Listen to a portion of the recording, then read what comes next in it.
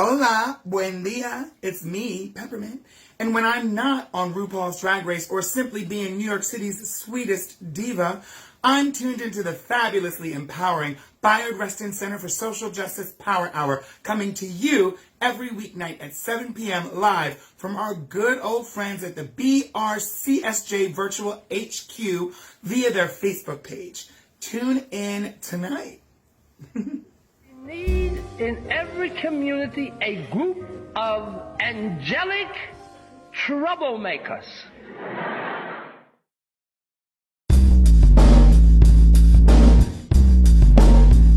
Social justice, power hour, power hour, power hour. Social justice, power hour, power hour, power hour.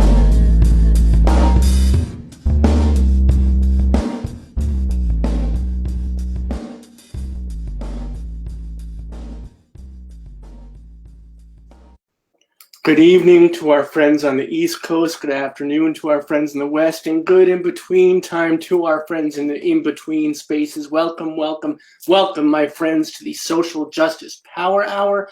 Welcome to the virtual headquarters of the Bayard Rustin Center for Social Justice. My name is Robt Seda-Schreiber. I'm the chief activist here at the center, and your host for this evening, as I have been since the pandemic started.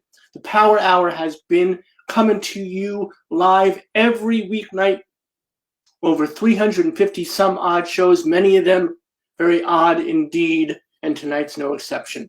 We continue our series this month of New Comic Book Wednesdays.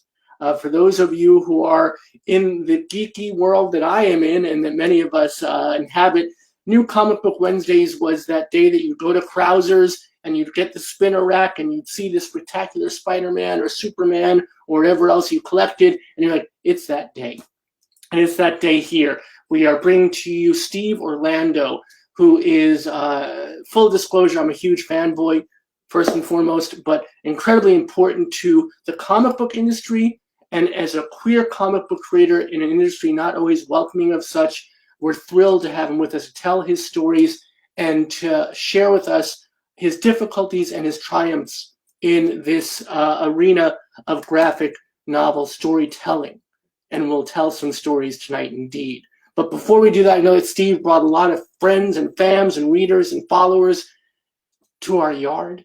So those of you joining us for the first time, as I said at the outset, we are here, 7 p.m. Eastern, 4 p.m. Pacific, every single freaking weeknight. And to entice you back just a little tiny bit, I want to give you a taste of what's coming up on the Power Hour. And this is what's coming up on the Power Hour.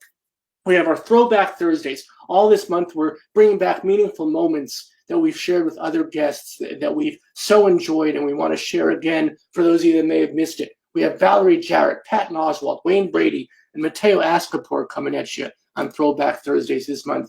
We have, my gosh, John McWhorter, his new book, 9 Nasty Words, English in the Gutter, Then, Now, and Forever. Looking forward to chop it up. The beautiful Maggie Smith, poet, Goldenrod, her new collection coming out. She's going to recite some works from that. We have Kurt Anderson. We all know him. We all love him. One of the greatest minds of our generation. Evil Geniuses, The Unmaking of America. He's going to be with us the eve of the paperback release of this book. We have Andrew Aiden, close advisor to the Honorable John Lewis. The last book in his graphic novel series, Run, about John Lewis's life is coming out.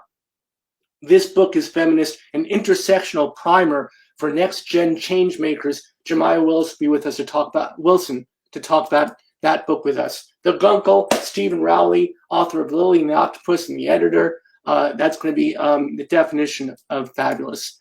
The Ones Who Don't Say They Love You. New story collection by our old friend Maurice Carlos Ruffin, straight out of New Orleans. Can't Stop, Won't Stop. Jeff Chang coming at you, folks. This is fire. Excited about this. But excited most of all, honestly, live, in concert, in person, hugging, dancing, kissing, a hullabaloo, a hootenanny, July 30th. Those of you all around this area, I don't care if you live 100 miles from it, come out. We are doing our only area appearance of the fabulous Jill Sobule. You know her, you love her. She kissed a girl, supermodel.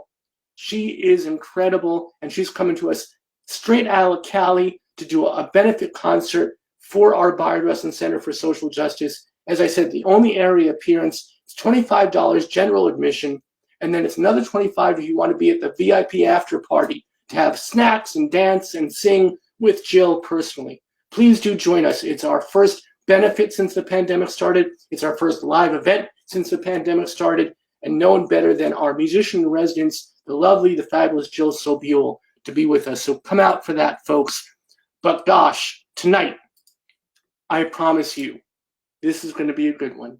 Steve Orlando is a rarity in the comic book industry, a very visible queer creator who is proudly bisexual and allows his identity to both inform and inspire his work and his readers alike.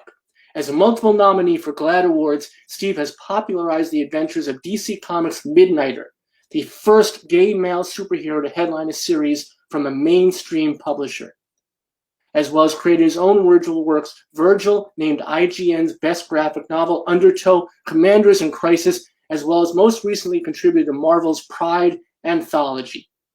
As Steve his own self says, quote, "Representation is important in all media, in all fiction, not just comics. It's really important across the board. When we're met with fiction when we're younger, it's all about messaging and who we see get to be the hero.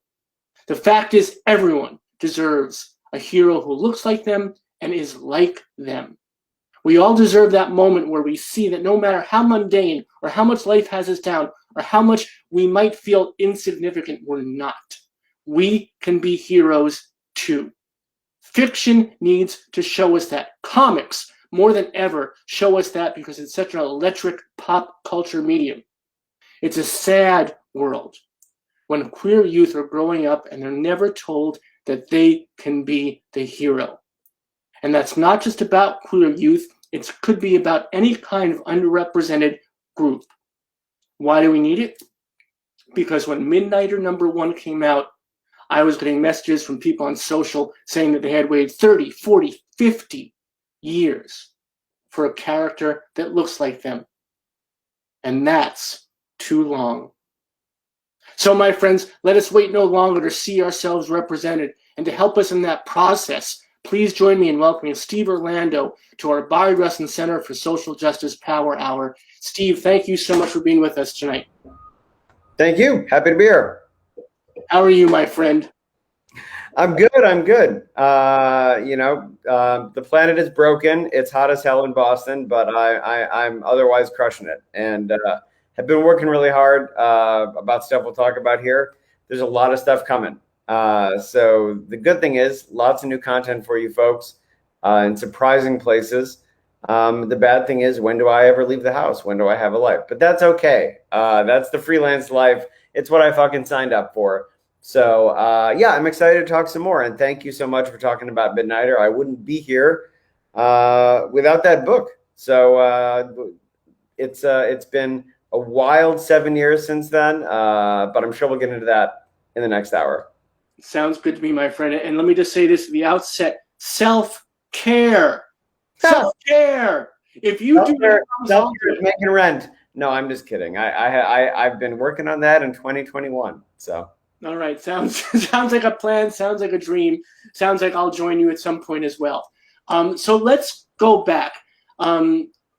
We have a community who is probably not as familiar with comic books as a medium as they should be. So you're going to learn tonight, and you're going to learn from a master of the industry, and that's the truth.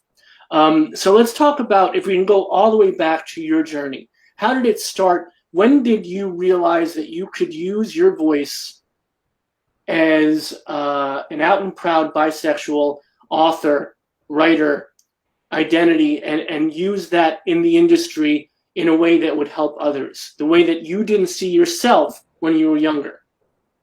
Well, I mean, the thing is, for me at least, and everybody's journey is different. So I can only speak about myself. I was already in the process. I mean, I started to break into comics when I was 12 years old. And obviously discovering or reckoning with your sexuality is an ongoing journey. I didn't come out until I was 21. So I was way ahead on comics compared to being bisexual in my case. And I had already made a lot of connections that then, you know, continued on through my coming out period and so on and so forth. So I knew early on I wanted to do comics way before I knew I wanted to do comics before I knew I wanted to do guys. So once I finally got to where I was professionally, you know, I had already been out for a long time. You know, I broke in per se when I was 28. So I'd already been out for 7 years. And I think that, at least in my case, folks already knew that I had a great love for the comic industry, for comic book lore. And it was sort of a right place, right time as it came to my first story being one that also pushes forward representation. You know, the story of the entertainment industry is always one of networking and talent. It's not one or the other. So in my case, I had been, you know, keeping in contact for almost 20 years with folks and doing more pitches and doing more work. I'd already published a book through Image Comics the year before. And when that happened, you know, due to one of my editors from Vertigo moving into the DC office, well, then we had someone who knew me and supported me being positioned in a place to give me a platform. And it was right after the reinvention of Batgirl that happened in the Burnside era where she was sort of, for folks who don't know, sort of reworked with a more relatable costume, a more relatable lifestyle, living in essentially the Brooklyn of Gotham City. And there was a big hunger to see how we could take what was done with Batgirl, which is to say make her actually more relatable and appealing to her real demographic, and how we could pay that forward in other characters. So I was in the DC offices a week after that launch blew up the internet and the world. And because of the 20 years I'd put in and, you know, the confidence, some would say aggressiveness with which I live myself, you know, editors who knew me saw it as an opportunity to say, okay, well, how could we do something similar for our LGBTQ plus readers? And how could you do it? So that was how the pitch for Midnighter began. It was like in August of 2014. And look, it occurred to me, you know, for me, like you have to get in the room, not to side quote Hamilton, but you have to get in the room to be able to make a difference. So I always intended, and, you know, even as a younger person, dreamed about pushing forward and telling stories that related to my own experience and those of my communities, not just being bisexual, being Jewish, equally so. But I knew from having sort of been networking from the time I was 12 that, you know, you got to get in the room. And the folks that you're talking to at that time in the early 2010s wanted first to know how you were going to tell a good story in general. Whether that's true or not, like we all know, we've all heard that line, you know, you do queer content if it's organic to the story. That's obviously bullshit, but because no one ever says a character can only be straight if it's organic to the story. But again, you know, if I lit the house on fire when I'm standing in the doorway, I can't really do anything. So my first opportunity came from knowing how to sell that this would be a Midnighter story first, and inherent of that character, yes, it would be the story of a proud gay man. And that's how I got that over the plate. The first one was all about sort of knowing how to take what we want to do and speak it in the language that the folks going up the ladder understand. So I didn't come out of the gate being like, oh, social justice says that we must publish this story. Is that true? It's the right thing to do. But when you're selling to a business and a profit and loss sheet, they don't really care about morals. So that was my goal. And I sold it as this is also going to be a great celebration of this character that's been around for 15 years, a great action book. And yeah, we're going to make headlines, we're going to make news, and we're going to take a step forward by it being the first book led by a gay man at Marvel or DC. But it's going to be all of these things. And you're going to be able to celebrate in a bunch of ways. And then, of course, yes, once I'm in the door, we can continue to do this and push this forward. And key to that is to say that I did Midnighter, but because of the success of that book, I was able to create new queer and queer characters on a variety of vectors for the next 4 to 5 years at DC when I was there. And that wouldn't have happened if I didn't first slide into the room so I could make my voice heard. And I think also what's important here, and blowing no smoke whatsoever, just telling the gosh darn truth, is it was high quality work. And that's really important too. I feel like too often we sacrifice quality or good storytelling for representation. And we often take lesser work because, oh, well, it shows us we're here and that's good enough or that's important enough. But it has to be good work too, doesn't it? Well, we deserve good work. I mean, that's the answer, you know, like we deserve not to be tokenized. From the start, even in the Midnighter pitch, I was saying that all the new characters in it, and himself included, would be characters, not caricatures, which is like a little trite one-liner, but it's also true, you know, like and again, I'm only talking about my own experience. I'm sure there's other people that feel differently, and that's fine. But to me, like if all you know about a character is that they're queer or they're lesbian or pansexual or whatever, however they identify, I mean, like there's more to me, there's more to all of us than just one thing. So our job is to, yes, tell fully rounded out stories that show confidently and without compromise who these characters are, but also don't sum them up by one sole aspect of their personality, because that's not who we are. We're all complicated people. We're all rich people with complex identities that are formed through years of experience. So with the exception of Joey J, who is just gay for RuPaul fans. But like, that's the key to me. When I do this type of storytelling, I want to know more about these characters. I never know just one thing. And I try to put that on the page because and I always try to say something new. I said what I said about a character like Midnighter. So the challenge with a character with going forward, characters like Neon the Unknown, who is bisexual, characters like Firebrand, who is a lesbian, characters like Sominus at Marvel, which we'll talk about eventually. You know, for me at least, it's not just how can I continue to push representation forward, but how can I represent different types of stories as well as in addition to different types of people. And to me, that's just good writing because we deserve more than just to be like rubber stamped onto the page and say, here's your cookie. No, we have to be participating in well-told, well-rounded stories. And I think that the other thing that's really important about your work especially is that oftentimes when we see a queer character, they're a soft character. And even when they've been something different in the past. No one has ever said that about my work before, so please go on. No. My agent says that I'm the gay bro of comics, and I'm actually, well, first of all, I'm bisexual. I may be the bro. I'll maybe take that, but please go on. I'm sorry. That was a huge pop out of me for that. That's okay. But what you do is you create these harder characters like Midnighter that are action, that are violent, that have this, as you just said, the word pop, have pop.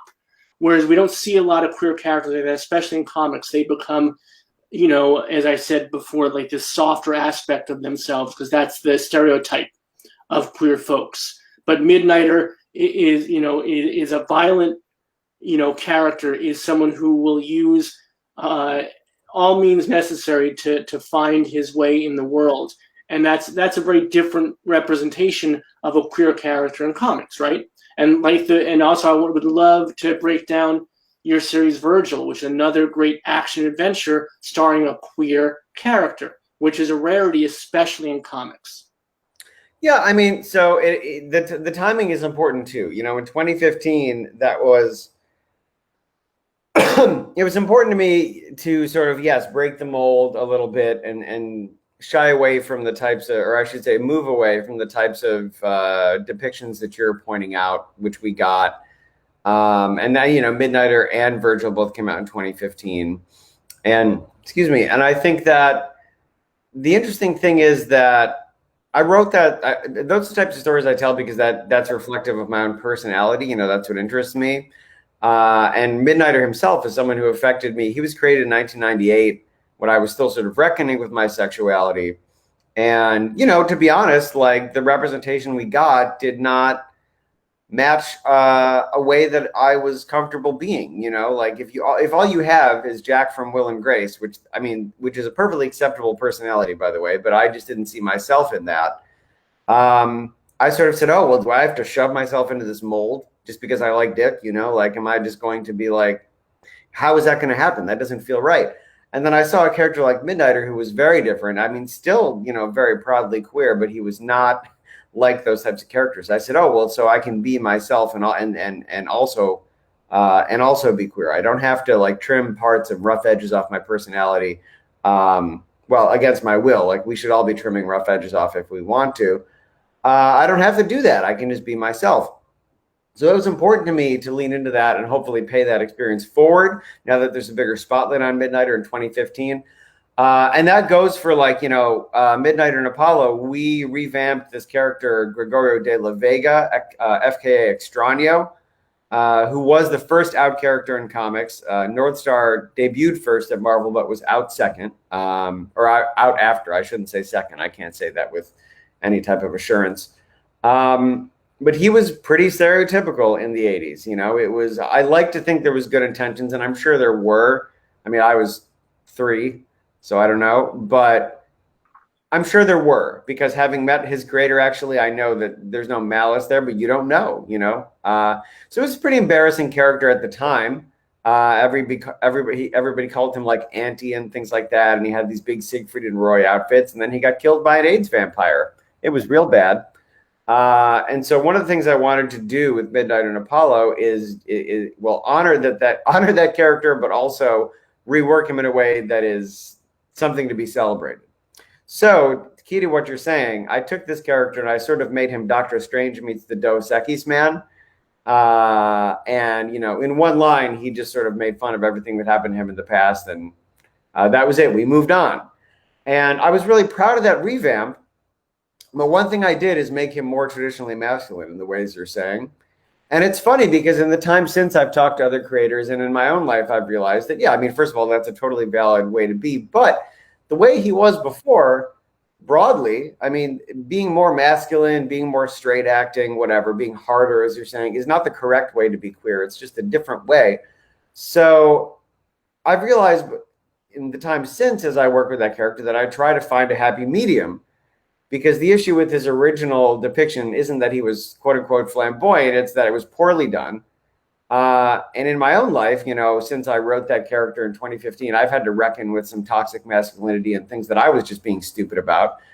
And, realize there is incredible strength in living your life in a style that challenges the gender binary, that challenges social norms. And so it's funny, I revamped that character because of how I thought in 2015 and made him quote harder. And I've since then revamped him again in depictions to try to find something in the middle, because I've changed how I thought about that. Like if I look at someone like Jonathan Van Ness, for example, I'll be honest, like it's easier walking the street like myself, someone who is relatively masculine presenting, relatively straight acting, and whatever, like I'm walking down the street holding hands with my boyfriend, but I still am relatively masculine presenting, versus someone who is moving away from that and challenging those norms. And it's actually, I think, it's incredibly brave entering society that way. So it's funny you bring that up, because yes, like I started out with Midnighter and Virgil trying to flip the script on what people expected from a queer character, and now 7 years into my career, I'm flipping my own fucking script because of how I've grown as a person, hopefully. And that's why I was so thrilled to have this conversation, because your journey matches that of so many in the community. I do want to just talk about Midnighter and Apollo as a couple too, because for those of our viewers who don't know, and I feel there's many in our community who won't, Midnighter and Apollo are not kind of, but are analogs to Superman and Batman, and the fact that you got to write them as a loving couple. And there was that softer side, that they would fight some criminals, and they would talk about the date they would have that night, or what they would do for each other. And there's some beautiful moments in that series. After you did Midnighter and Apollo. Most people just like the sex jokes in that series, but yes, there are some wholesome moments as well. Well, look, their relationship was important to me, and the thing is that due to some comic book bullshit, there was a big reboot before I came on the book. So before I joined DC in general. So the thing was, when they were created in 1998, they were already a couple. Midnight and Apollo, but they had lived 5 years of story time on the streets, falling in love together after this big disastrous mission where they were the only survivors. So when DC rebooted and they debuted as part of the DC universe versus their own superhero universe, which again, this is all shit that doesn't matter for normal folks outside the comics community. But the point is, they were rushed into being a couple. And so people were worried when I came to the book because I broke them up at first. But to me, the thing was, they had only known each other for like 3 or 4 months in story time after the reboot. When they were already a couple before, they had 5 years to explore of how they fell in love and had starts and stops and all of these things that we had lost in the reboot, smashing them back together to speed things up. And I will admit, like on the topic of how representation works, one of the things that bothered me is that when you introduce queer characters and queer couples, oftentimes they're immediately paired up and often engaged and married off so that they can basically be chastened. This happened in other companies as well, where characters are like getting engaged at 17, which no judgment for folks for whom that works out with, but that seems very early to me.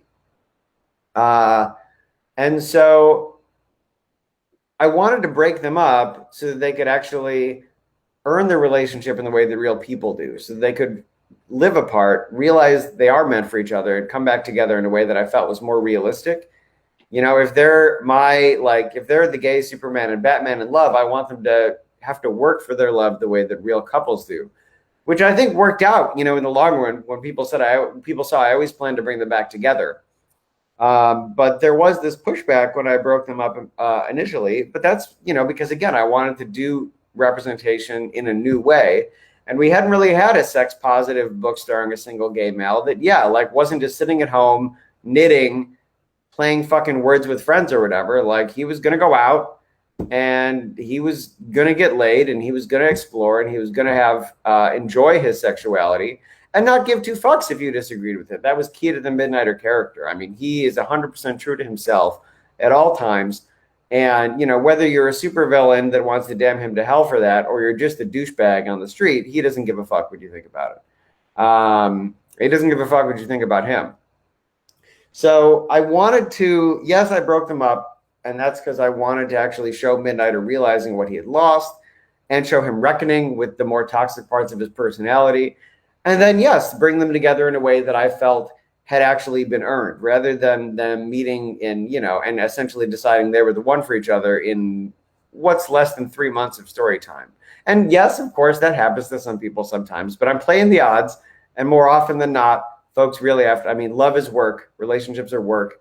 And if we're going to do what I said earlier and treat these characters like fully fledged characters with rich portrayals, then they shouldn't have an easy road. They should have to do all the work the real people do, because we want to show that, we are real fucking people. And I think that it's so interesting you bring that up and make it explicit, because we had the wonderful Phil Jimenez on this show a few weeks back, and he talked about the same thing. Phil hated Midnighter until I came on that book. So we had known each other before, and he was like, I'm never going to draw Midnighter. I hate murder characters. And then he ended up liking it. So that was my biggest win on that. Well done. But he talked about the same idea that you just talked about how gay characters are always neutered, queer characters are neutered, and they're immediately paired up, they're immediately engaged and married off. And he said that was one of the things that he despised, because it doesn't allow for the fullness of their identity, the fullness of their lives, especially their sex lives, and being sex positive. So it's interesting that you both have that same mindset about how the characters live and how we represent them. Yeah, and again, it's all about the time,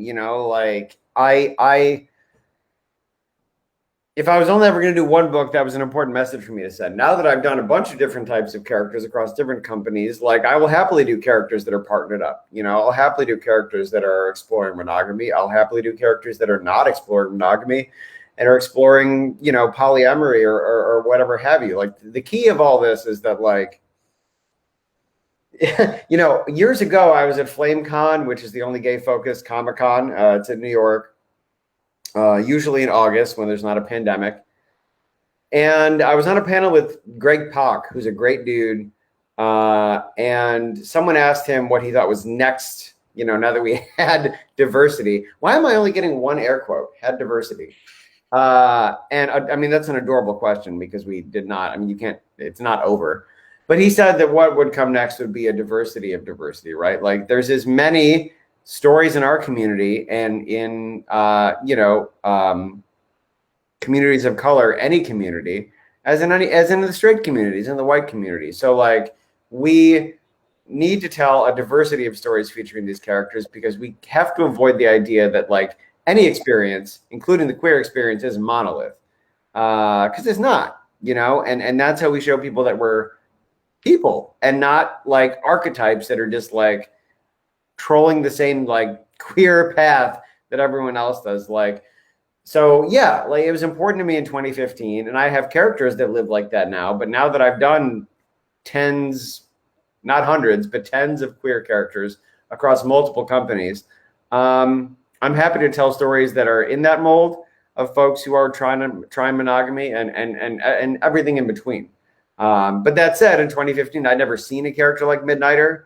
I mean, I'd never seen someone like the first scene in his 8-pager, he's like hopping out of bed with a guy to go fight crime. And, that was something I hadn't seen before in a gay book. Our big push for this, and Chris Conroy, the editor, was incredibly supportive of that. We were not going to try to make new rules for ourselves, but we wanted to be held to the same standard as any other T+ book. So anything that could happen in Green Arrow or anything that could happen in like Nightwing, which was called Grayson at the time, we thought both of whom star characters who are known for being promiscuous. That's a negatively connotated word. Sexually adventurous, sexually explorative. We wanted to be held to the same standard with Midnighter. And, by complete happenstance, Grayson had a woman riding Dick Grayson, whose name is Dick, and yelling the word Dick like a month before Midnighter started. So like outside of showing like full frontal nudity, we were kind of like green for anything we wanted in Midnighter. And so, yeah, like I wanted to show the same sort of validating, positive, sex positive content in Midnighter that you would get if you were straight and you were reading Green Arrow, or you would get if you were reading Nightwing, or take your pick of any other book, Harley Quinn in some circumstances. So that was our goal. And again, talking about knowing what to ask for, knowing how to get things over the plate, which I do think, because I was trying to break into comics for 20 years, I have had an advantage in us, perhaps compared to some other creators.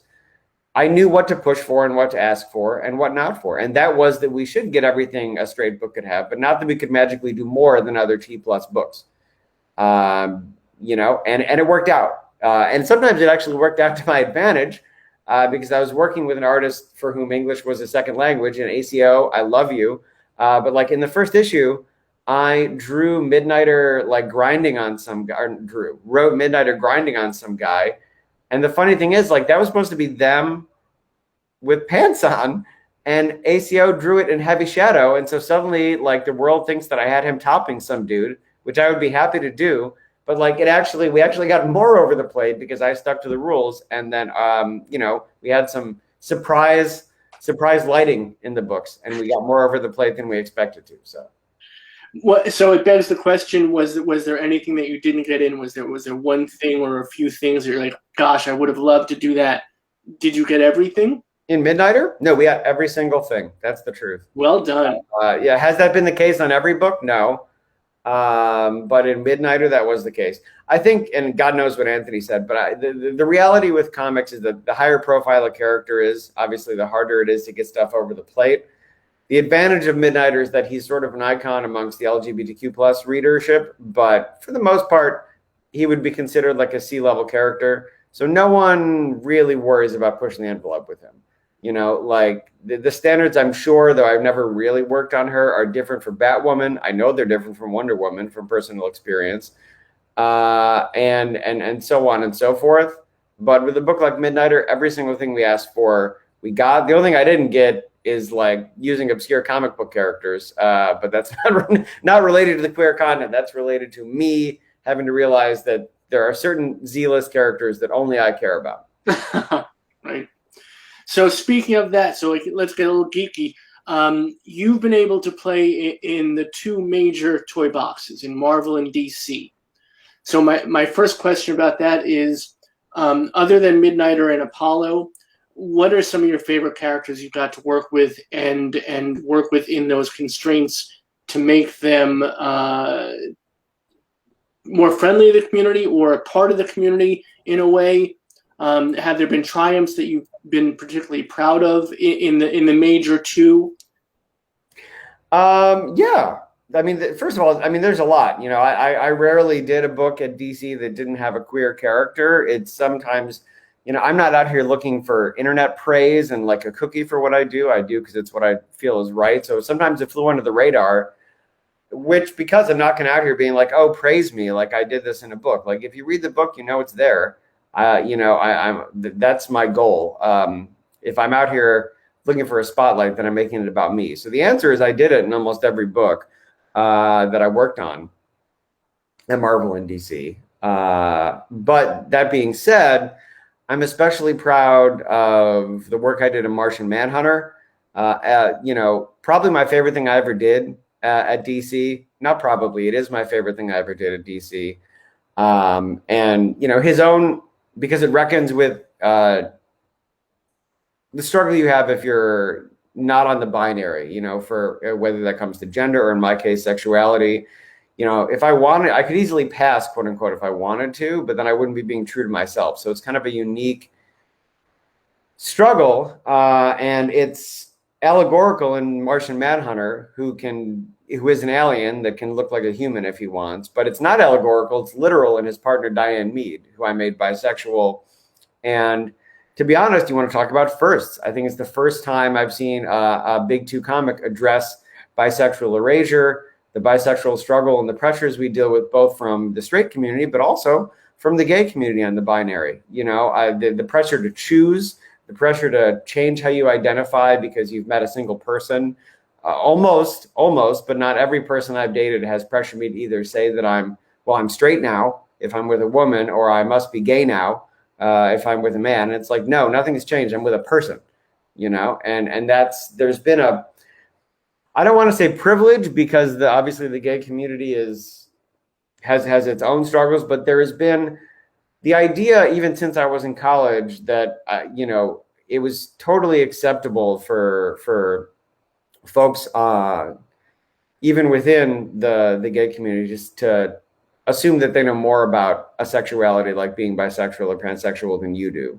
You know, well, you're just gay, you'll figure it out eventually. That type of condescension has been common in my life, since I came out, since I was 21.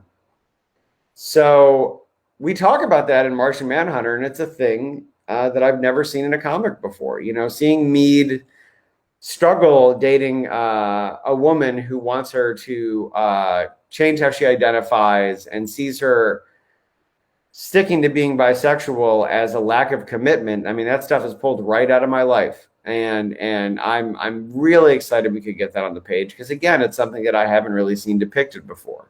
And Mead's journey to accepting who she is with pride perfectly mirrors Martian Manhunter's journey to accept who he is with pride. You know, and at the end, they're both accepted by a small town, even though they thought they wouldn't be, which also mirrors my own experience. For the most part, I thought that I would, like, my coming out broadly amongst my friends, being from a relatively conservative area in upstate New York, was going to go badly. And for the most part, it didn't, for the most part. So I was proud to have that in the book. And the same goes for Somnus at Marvel, because again, it's a perspective I've never seen before. I live around a lot of queer elders, folks who lived through the AIDS crisis. They're now in their late 60s, early 70s. And Somnus is a character that brings up a generational type of perspective, both for mutants, because it's Marvel and it's X-Men, and for gay characters within Marvel, because he is someone who lived in an earlier time. He's a boomer who lived in the closet as a mutant and a gay man, and due to comic book reasons, he gets a second chance to be reborn in his prime in the present, in a time of mutant utopia.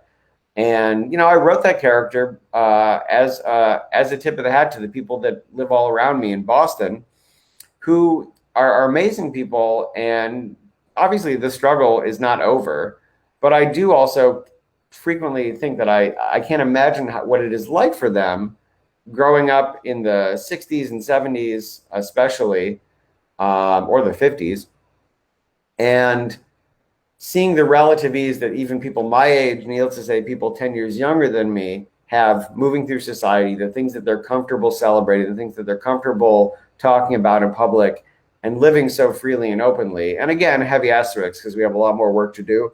But I can't imagine what that's like for them. And so I wanted to create this character as an homage to them and as a way to honor them, because it's comics and it's catharsis and it's wish fulfillment. So they may not be able to get a second chance in real life, but I can give them that, and I give that type of character a second chance in comics. And I'm really proud of that. As well, you should be, because you're talking about two threads that are so important and that we work toward here at the center. It's the erasure of bisexuality, or the forced choosing, as you said, I think is more to the point, but definitely the erasure of elders and seniors in the queer community. How often, as folks age out of the community, they are not seen. And I've heard friends who, go to Provincetown and they walk down the street and they feel like they're non-existent, like they're invisible. Nobody pays any notice to them because they've reached a certain age. So there are these two pieces of the queer community that are problematic. And the fact that you address both of them in these different comics is so important, but it's also done in a way that serves this story. We hope. I mean, that the key, or I should say the asset of both of these things is that, for folks, I can't even begin to explain current X-Men continuity for folks who don't read comics, but suffice to say, mutants have solved for death. That's all folks who are not comics readers have to know. The leader of mutant kind has decided he doesn't want to see any more mutant deaths, and so they've found a way to resurrect you when you pass away. And so, yeah, I immediately, when I got offered this spot in Marvel Pride, especially saw this as an opportunity. How can we examine past generations of mutants and past generations of gay elders and use this story tool to do something we could never do before? Somnus's story, like, I'm not interested in suffering gays' stories. His story is one of someone who leads a good but compromised life, but never should have had to fucking compromise. And that's what this is about, and because of his powers, which is some nerdy shit, it's not as though he didn't explore his sexuality, but for folks who read the book, you'll see that. But I wanted to say, to quote Wonder Woman 84, life was good, but it could be better, and it should be better. And so that, because of this story tool and what's going on in the X-Men office, I saw an opportunity there. And the same goes for Martian Manhunter. You tie these things, again, to story, because that's what makes it stick and not seem like you've square peg, round hole it into something, which can still work, by the way, but I feel like it makes it less evergreen. Martian Manhunter is always a character about struggling to accept your identity. He is a Martian, the last of his kind, who hides in the body of a human. So, those issues with passing and with reckoning with who you are and what you look like and how you present yourself have always been there for him. They're right there, because if he was, he's been hiding his true Martian form since he debuted in the 60s. Even the way that folks see him in the Justice League is a modified form that makes him look more heroic. And he really only keeps his true form for the people he trusts. So again, I saw an opportunity. It helps that he's my favorite DC character, but I saw an opportunity to take that and, yes, tell a great story about him and strengthen his connection to an existing character by modifying her and giving her a parallel struggle that could still be rooted in real life issues. So I want to just touch on a couple of things. One is the character you're talking about from Marvel. That's in Marvel's Pride anthology that just came out a couple of weeks ago, so folks can pick that up. Correct. And we have a link to our bookshop.org Power Hour author list in the comment section, where a bunch of your books are available. So we highly recommend folks pick some of those up, because these are great. These are not only great ideas, and these are not only great concepts, but they're great stories as well. I'm not going to plug all my work here, but I will say, folks, if you like have heard about Midnight or you've heard about me, the book, in addition to the things that we're talking about, that I would love for you to pick up is my book Kill a Man, which came out last year. Along with Martian Manhunter, it's my favorite thing I've ever done, and that includes Midnighter.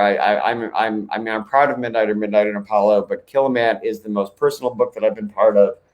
And again, it's a story we haven't really told. And it has links to both queer history. This is another big thing for me. Like, I want to reference icons of the past in addition to just talking about today. So Kill a Man is a mixed martial arts book with an LGBTQ plus lead and cast.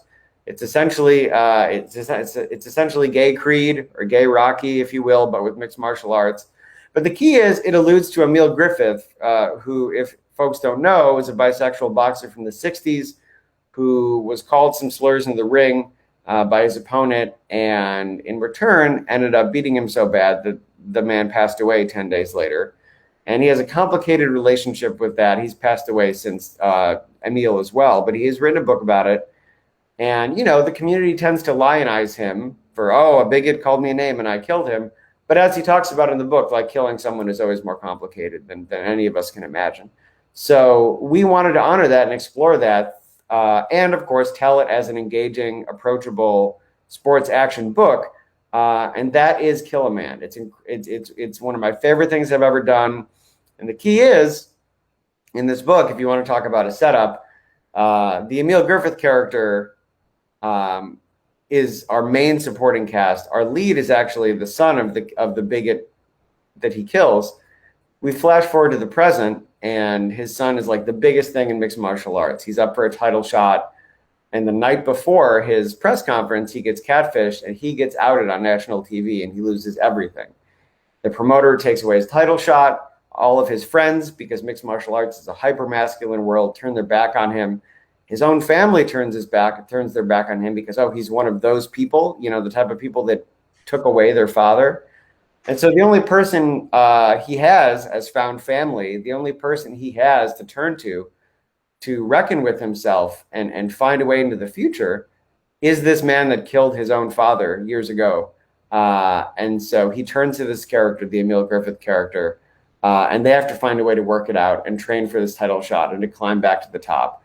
It's incredibly emotional. And again, it's one of my favorite things I've ever done. It's not superheroes, but I wanted to talk about it on this hour because it's just everything we're talking about. It's a summation of that. And if you haven't checked that out, please do. And that's definitely on that list that we have available to folks. So please do. It's a beautiful book too. It's wonderfully drawn as well. You seem to have, I don't know if it's fortune or folks know your work and respect it so much. The artists you get to work with are some of the best in the business, and they're wonderful.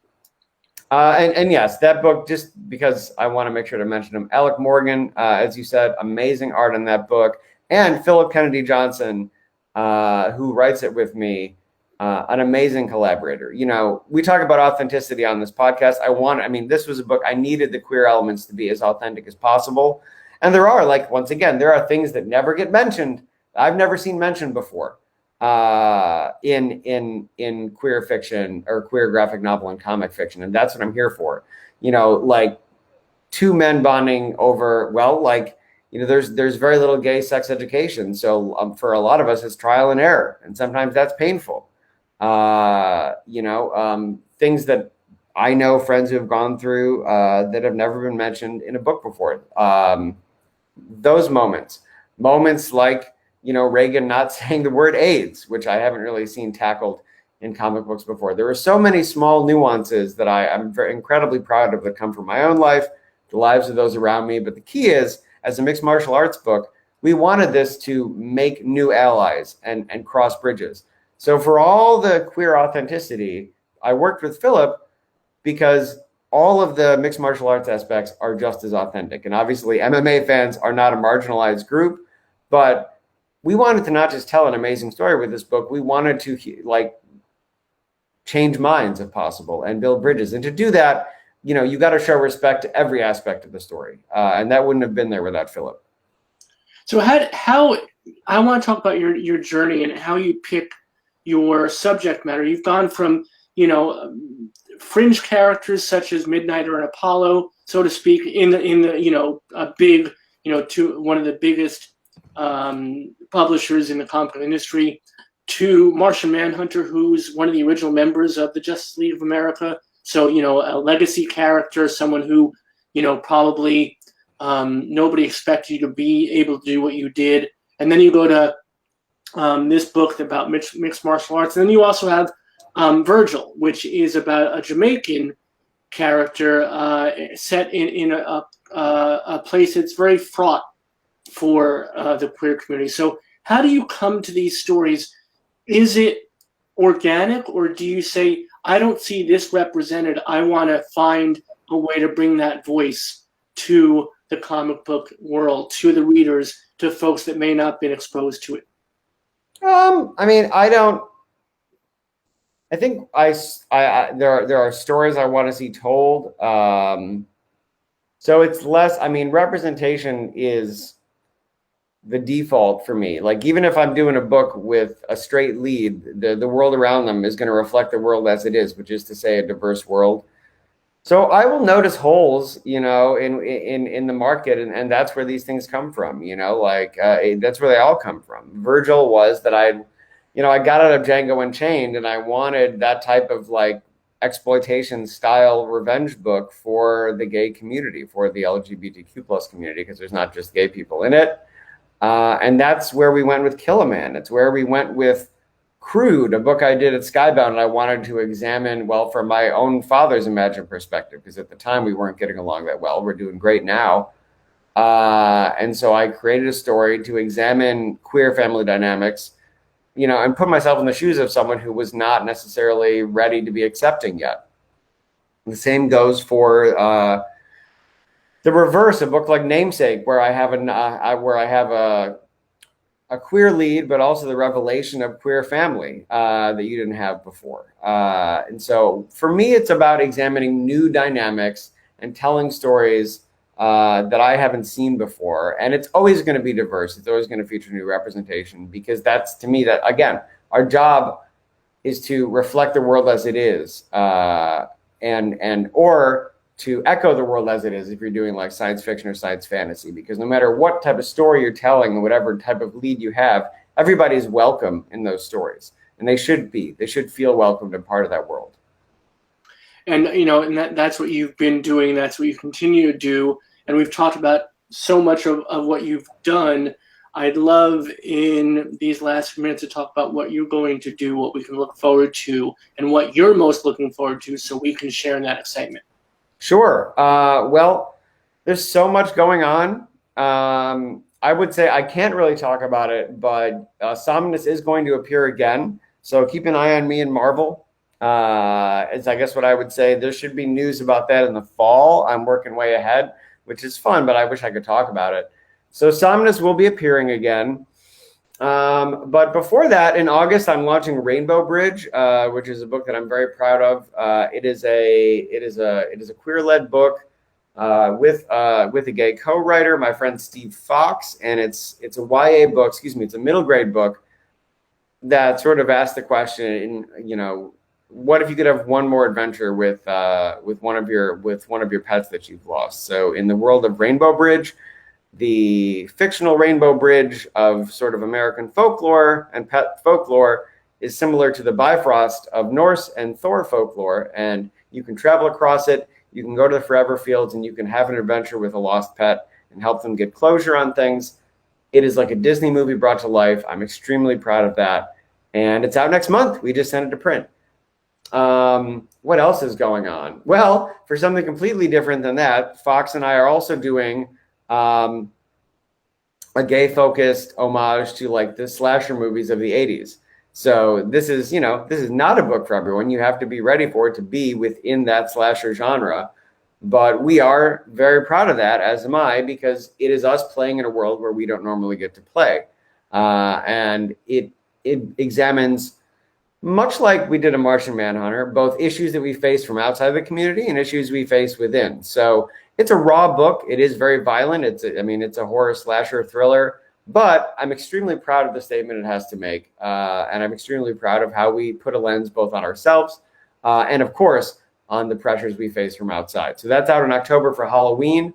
And, oh, man. And keep an eye on Heavy Metal Magazine, where I will be taking over the book for Halloween with horror, drag, filth, and glamour icons, the Boulet brothers, for the end of October. So incredibly excited there too, and there'll be more announcements about that. But I'm all over the place, as you can tell. And we'll look out for all of that, and maybe it gives us an excuse to have you back in the fall, especially talk about this super secret thing with Marvel. We're very excited to hear more about it. What would be, I know you're super busy, you don't have the time for it, but what would be your dream project? What is the one thing that you've wanted to do or want to do now that you hope to be able to accomplish? Well, it's funny because, I mean, I did it with Martian Manhunter, and so the answer keeps changing. And then I did it with Kill a Man, so the answer does keep changing. But there's a real answer. I have, and it's actually already drawn. I just need to get around to doing the dialogue. So for my birthday last year, I announced that I was self-publishing, or I should say self-funding. We're going to try to find a publisher. A gay passion play. It's called The Passions of Sergius and Bacchus, who may have been gay saints. So we're sure to anger some people with that, but I don't care. And it's actually completely drawn. The art is gorgeous, from Chaz Truog, who did Animal Man with Grant Morrison, Octabriano with me. And that is my next big dream project. And I just got to find some time, as you alluded to do the dialogue, and then we can get that motherfucker out there, because the art finished about a month ago. So now it's on me. And I'll take full responsibility for any delays. Well, I want to say this, and this is my last question, and I knew this hour would pass quick, and I'm glad it did, because it meant that we did the do right. But gosh, there's so much more I wanted to get into with you, and hopefully we'll have you back sometime to do so. But what I love most of all, above all else, everything we've talked about tonight, what I see in you is something that's rare, that you take stock and you celebrate and you're proud of the work that you've done. And too often, too many folks don't get that joy. And if I may, can you help our community? Because I know that there are folks out there watching tonight that don't understand how important that is, and don't realize how imperative it is, and don't know how to do it. How do you find that? How do you find that balance between doing the work but enjoying it so much, and knowing how important it is? Oh man, I mean, I don't know if I have a great answer, because I guess the real answer is, first of all, like, I'm not special. Like, I struggle with it like everybody else. And there's work that I'm like, I wish I could have done something differently. I wish I could go back in time. And that's the truth. So I guess the answer is that it is, when you're freelance and it's a mile a minute, it is work to take time to realize your successes, because often you are so, like, just on to the next thing. And if most creatives, especially me, tend to focus on the negative and ignore a sea of positives. So I guess if it is heartening to people, I should say it is work, and I tend to remind myself, if I'm having a rough week with things, or a book is just not clicking or something like that, that all these other things did happen too, and it is work to keep those reminders. And so, you ask me what my dream projects are, I frequently have to remind myself, when it's been a creative struggle in a week, well, look, I've already gotten to do like 5 of them, and that's luckier. And it's luckier than most folks get to be.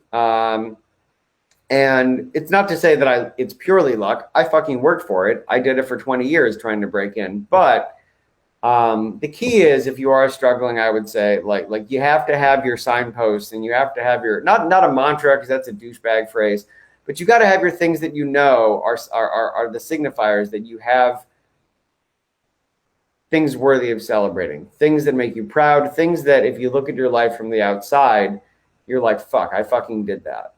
And you can't forget, because there's an inclination to, it's, when you are like, well, something's due Friday, something's due Tuesday, Friday, like, and so on and so forth. So for me, at least, like, I'm glad it appears that way. And it can be, and it often is. But for folks who struggle with it, I would say, like, it's not magic. It's not like it happened to my personality. It's concerted effort to have a solution for when you are feeling like, oh, this mountain ahead is insurmountable, or what have I been doing this whole time? You got to pre-ask those questions so you have the answers on deck to stop yourself from spiraling, I guess is the answer, because we're all susceptible to that, regardless of what industry we work in. I mean, it doesn't matter what you do. We're all susceptible to that in life. I appreciate it so much, and thank you for sharing that. I think that's important words for us all to hear. And I'll tell you, me personally as well, taking that breath and stepping back for a moment and saying, I did that. I fucking did that. I think that's an important thing for us all to be able to acknowledge, and that's part of what we do. So thank you, my friend. I look forward to seeing more of your work and seeing more of you on this show. This has been a wonderful conversation. I think that you've brought another unseen or not as much recognized aspect of what we do in this community to this show. So thank you for being with us tonight in the Power Hour, and thank you for all you've done for the community. I'm happy to. Thank you for having me on. All right, be well, my friend. So that is Steve Orlando, everybody. As I said, you can find his work in the comments section. We have our bookshop.org link. You can find a bunch of his books there. Do get them. They're wonderful books. They're really smart and they're funny, full of action. They're comic booky in the best way, and they're full of representation, which is all important. So thank you, Steve, for being with us tonight. Again, thank you all for being with us in virtual community. It means the world. And remember, we are here 7 p.m. Eastern, 4 p.m. Pacific every single frequent weeknight. So please do come back to us. We look forward to it. Thank you very, very much. Until soon, much love and respect, y'all. Please be good to each other. Be good to your families, chosen or otherwise. And as Steve said tonight, be good to yourselves. You need it. And we need you here with us. We need in every community a group of angelic troublemakers.